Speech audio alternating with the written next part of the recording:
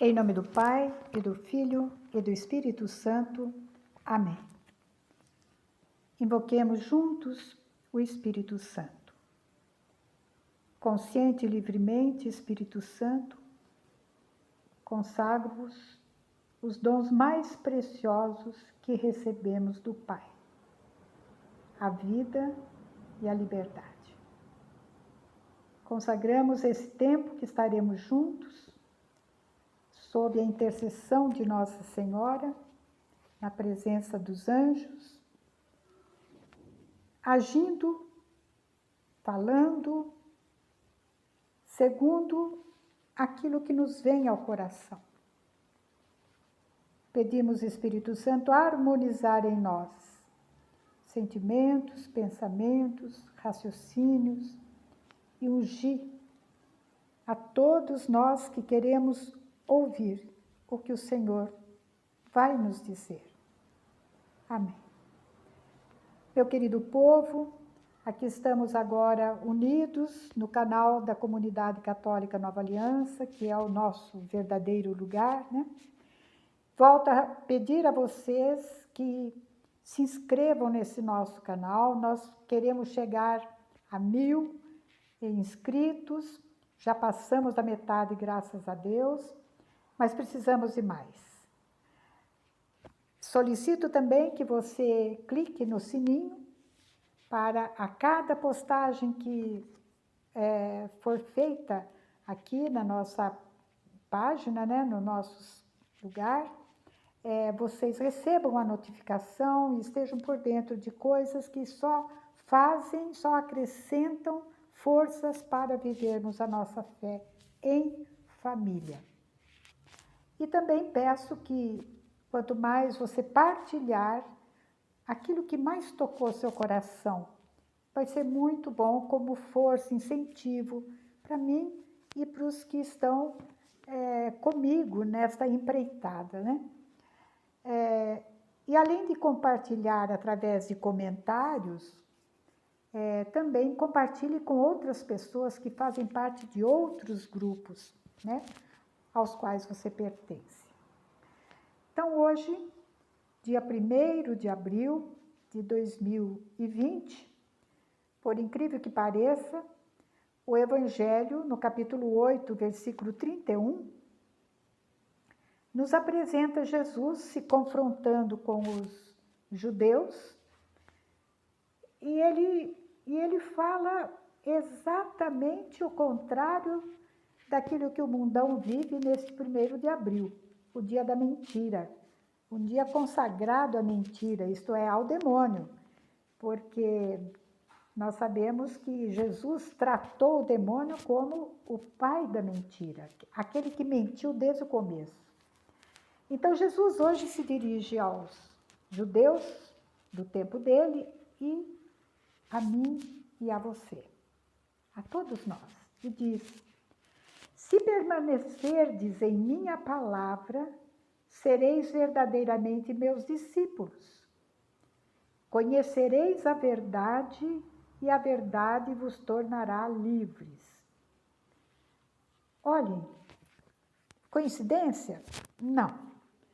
Deus tem seus projetos, Deus tem seus planos, Deus tem os seus paraquês. Que aos poucos a fé vai abrindo espaço para Deus se tornar cada vez mais claro para nós, né? Na visão de fé, a gente começa, como diz aqui, a conhecer a verdade. Conhecer na palavra de Deus não é meramente um conhecimento intelectual, um conhecimento teórico. Não, é um conhecimento advindo de uma experiência. Quando você faz uma experiência de uma verdade relacionada com Deus, não tem quem tire isso da sua vida, do seu convencimento. Ao passo que um conhecimento que nos vem por ideias, por raciocínios, por estudos, por pesquisas, daqui a pouco vem uma pessoa que fala com mais autoridade, que fala com mais argumentação, e nós nos vemos vencidos nos nossos pensamentos e mudamos de postura. Quando nós fazemos a experiência de Deus, das palavras, da palavra que Deus nos ensina, isso ninguém tira do nosso coração. Como não tirou do coração de Davi, né? Nós estamos hoje com a antífona da entrada do Salmo 18, em algumas versões da Bíblia, é o Salmo 17, que tem 51 versículos, é um salmo bastante extenso. E ele, em determinados momentos, alterna louvores a Deus, agradecimentos a Deus, adoração, reconhecimento da presença e da ação de Deus na sua vida, né? Na vida de Davi, que compôs esse salmo quando ele se viu vencedor de todas as forças inimigas, mas esses versículos também se alternam com a descrição da ação do inimigo na vida dele. E hoje a igreja escolheu para nós os versículos 48 e 49. Mas eu vou começar com 47, quando Davi diz assim: Viva o Senhor e bendito o meu rochedo. Seja exaltado o Deus meu Salvador. O Deus que me concedeu a vingança e submeteu a mim os povos. Libertou-me de inimigos furiosos, elevou-me acima dos meus agressores e livrou-me de homens violentos. Até aqui, a antífona da entrada deste 1º de abril de 2020, quarta-feira da 5ª semana da Quaresma do ano A. Primeiro, quando a palavra vingança aparece aqui, Davi reconhecendo Deus me concedeu a vingança sobre meus inimigos. No Antigo Testamento era essa mentalidade que dominava, né? Um Deus que vinga.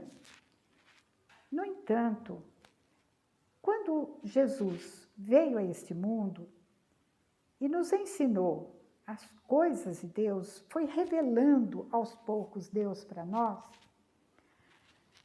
a vingança de Deus corresponde à conquista que ele faz dos corações daqueles que antes eram seus inimigos e agora vão se tornando íntimos de Deus. Quantas vezes eu fui, tenho sido testemunha disso. Pessoas que jamais poderiam imaginar, né? Que um dia se voltassem para Deus. Essa é a vingança, entre aspas, né? De Deus. Você que falou, que me criticou tanto, que blasfemou tanto, né? Que foi tão contra a minha pessoa, pois eu vou me vingar de você, revelando, fazendo você experimentar a intensidade do meu amor. Vou cercá-lo de carinho e compaixão, né? E você vai um dia reconhecer o meu amor. É nesse sentido. Davi descreve a ação libertadora de Deus. Libertou-me de inimigos furiosos. Colocou-me acima dos meus agressores. E, de novo, livrou-me de homens violentos. Imagine Jesus rezando esse salmo, vendo na sua vida histórica aqui, na sua caminhada no meio de nós, Jesus se confrontando, principalmente nessa última semana que antecede a Semana Santa, com os seus inimigos, cuja fúria só vai crescendo. As agressões verbais, e depois culmina com aquele processo injusto, com a prisão, o processo injusto, e depois levado ao suplício da cruz. Agressão violentíssima, né? Por homens que querem fazer a justiça, né, de Deus da forma mais horrenda possível, né? Pessoas que aderem ao mal, que se submetem ao maligno. O inimigo está espalhado, gente, no meio de nós, como joio. E ele quer se enredar na raiz daqueles que são trigo na seara de Deus. Eles querem sufocar a vida da graça. E por isso nós precisamos nos valer da oração do louvor. Viva o Senhor, bendito meu rochedo, seja exaltado Jesus, meu Salvador. Eu gostaria de fazer uma ligação com a primeira leitura de hoje, do profeta Daniel, capítulo 3. São vários versículos que vão se sucedendo, mas eu vou ficar com o versículo 15. O capítulo 3 trata dos 3 jovens judeus que foram levados prisioneiros para a Babilônia. Reinava Nabucodonosor. Esse rei prepotente, poderoso, mau, erigiu uma estátua de ouro imensa e obrigou todos do seu império a que se ajoelhassem e adorassem aquela estátua quando tocasse um sino, um sinal, fosse dado um sinal. Os judeus piedosos não fizeram isso. Estão concentrados nesses 3 jovens, Isaac, Misaque e Abdênego. Eles estão prisioneiros no Império Babilônico e são delatados ao rei por não terem se ajoelhado quando os instrumentos fossem tocados, para que todos adorassem aquela estátua. No versículo 15, nós temos a ordem do rei. Ficai preparados. Quando ouvirdes o som da corneta, flauta, cítara, harpa, saltério, gaita e outros instrumentos musicais, devereis cair de joelhos e adorar a estátua de ouro que eu fiz. Ordem do Nabucodonosor. Quem seriam hoje o Nabucodonosor atual, moderno? Aquele imperador do passado é a figura dos grandes organismos internacionais, de algumas, aliás, não poucas fundações, que estão a serviço de uma nova ordem mundial. Para vocês terem uma ideia, para que a ONU libere verba para países emergentes ou subdesenvolvidos, eles precisam apresentar, entre outras coisas, o número de abortos que se faz, a luta que esses países têm que travar para legalizar o aborto, né? Eles têm que provar que estão nessa. Nabucodonosor de hoje, que quer todo mundo de joelhos, para adorar a estátua de ouro, o poder econômico. Não são poucos esses inimigos da igreja, não são poucos esses inimigos nossos, que ameaçam a nossa família, as nossas famílias, os nossos meninos, as nossas crianças. E quantos hoje se dobram, quantos hoje se ajoelham para adorar o dinheiro, os prazeres da carne, os valores que passam. E ainda nos ameaça. Se não adorardes, na mesma hora sereis atirados na fornalha acesa. Esta ameaça daquele tempo, hoje, é uma ameaça sutil, mais astuta, bem aos moldes do demônio, que lá no Gênesis capítulo 3 é descrito como o mais astuto de todos os animais, né? Se adorardes. Então, como é que essa ameaça hoje recai sobre nós? Mais ou menos assim. Se vocês não forem como os demais, se vocês não relativizarem tudo, se vocês não entrarem no nosso esquema, se a presença de vocês nos constranger, se o ensinamento que vocês estão tentando passar para abrir os olhos do povo, se vocês continuarem assim, são as ameaças. Não é mais aquela fornalha de fogo, mas estão nos condenando a um verdadeiro ostracismo social. E isso até dentro das nossas famílias. Porque os mesmos inimigos furiosos, agressores, os violentos, estão em ação e com mais violência ainda, gente.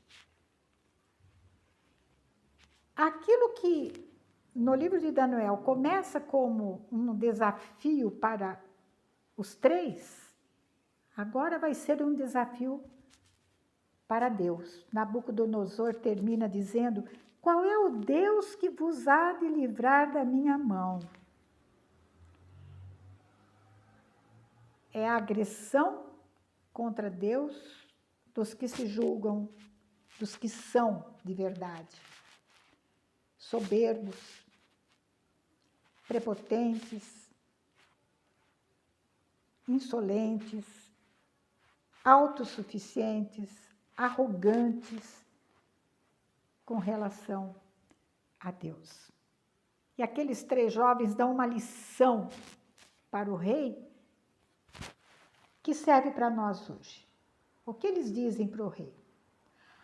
Olha, rei, se Deus resolver não nos livrar da fornalha, tudo bem, nós continuaremos fiéis a Ele.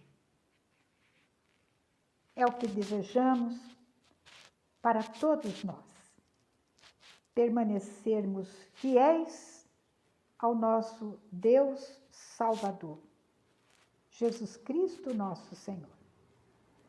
Meus queridos, em todos os vídeos eu vou postar um comentário, no lugar do comentário, o link através do qual você vai entrar na página da nossa comunidade e poder se inscrever como nosso mantenedor.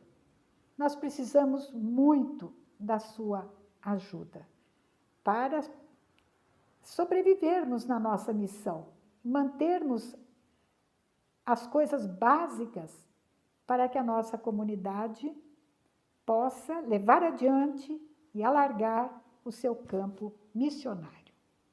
Louvado seja nosso Senhor Jesus Cristo. Em nome do Pai, e do Filho, e do Espírito Santo. Amém.